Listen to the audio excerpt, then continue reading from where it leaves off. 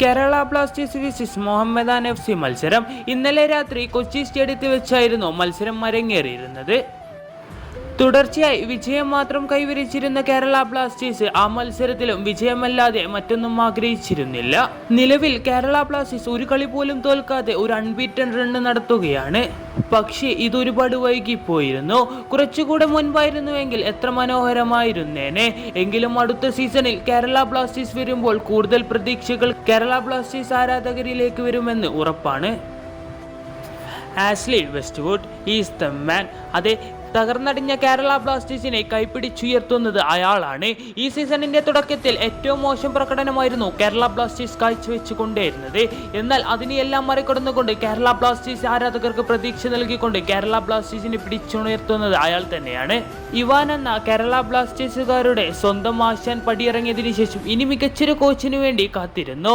എന്നാൽ വന്ന കോച്ചുമാരെല്ലാം പരാജയമായിരുന്നു. അതിനുശേഷമാണ് ആഷ്ലി വെസ്റ്റ്വുഡ് വരുന്നത്. അയാൾ വീണ്ടും ചരിത്രം ആവർത്തിക്കുകയാണ്. സീസണിന്റെ തുടക്കത്തിലോ സീസണിന്റെ ആദ്യ മത്സരങ്ങളിലോ ഇല്ലാത്ത പ്രതീക്ഷ ഇപ്പോൾ കേരള ബ്ലാസ്റ്റേഴ്സ് ആരാധകർക്കുണ്ടെങ്കിൽ അതിനൊറ്റ കാരണം അയാൾ തന്നെയാണ്. മുഹമ്മദാൻ FCയും കേരള ബ്ലാസ്റ്റേഴ്സും ഏറ്റുമുട്ടിയ മത്സരത്തിൽ മുഹമ്മദാൻ FC താരത്തിൽ നിന്നും മികച്ചൊരു ഷോട്ട് കാണാം. കേരള ബ്ലാസ്റ്റേഴ്സ് ഡിഫൻഡർമാരെയും കേരള ബ്ലാസ്റ്റേഴ്സ് ഗോൾ കീപ്പർക്കും ഒന്നും ചെയ്യാൻ കഴിയുന്നില്ല. അത് ലക്ഷ്യത്തേക്ക് എത്തുന്നു. അതെ, ISL ആരാധകരെ ഒന്നടക്കം രോമാഞ്ചപ്പെടുത്തുന്ന മികച്ചൊരു ഗോളായിരുന്നു അവിടെ പിറന്നത്. മത്സരത്തിന്റെ 41-ാം മിനിറ്റിൽ തന്നെ കേരള ബ്ലാസ്റ്റേഴ്സ് ആരാധകരെ നിശബ്ദമാക്കിക്കൊണ്ട് മുഹമ്മദാൻ FC ലീഡ് ഉയർത്തിയിരിക്കുന്നു.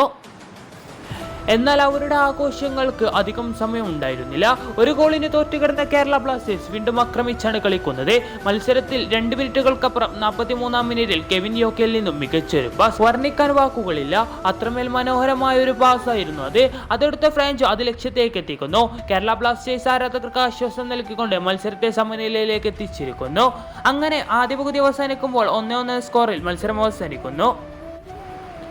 ഇവിടെ വീണ്ടും കെവിൻ യോക്കെ വിങ്ങിലൂടെ വന്ന് മികച്ചൊരു ക്രോസ് നൽകുന്നു. അതെത്തുന്നത് ബെർത്തോമിയോയിലേക്ക്. അയാളത് ലക്ഷ്യത്തേക്ക് എത്തിക്കുന്നു. ഒരു ഗോളിന് പിന്നിൽ നിന്നതിന് ശേഷം കേരള ബ്ലാസ്റ്റേഴ്സ് 2 ഗോളുകൾ അടിച്ചുകൊണ്ട് മത്സരത്തിലേക്ക് തിരികെ വന്നിരിക്കുകയാണ്. അവിടം കൊണ്ടും കേരള ബ്ലാസ്റ്റേഴ്സ് നിർത്തുന്നില്ല.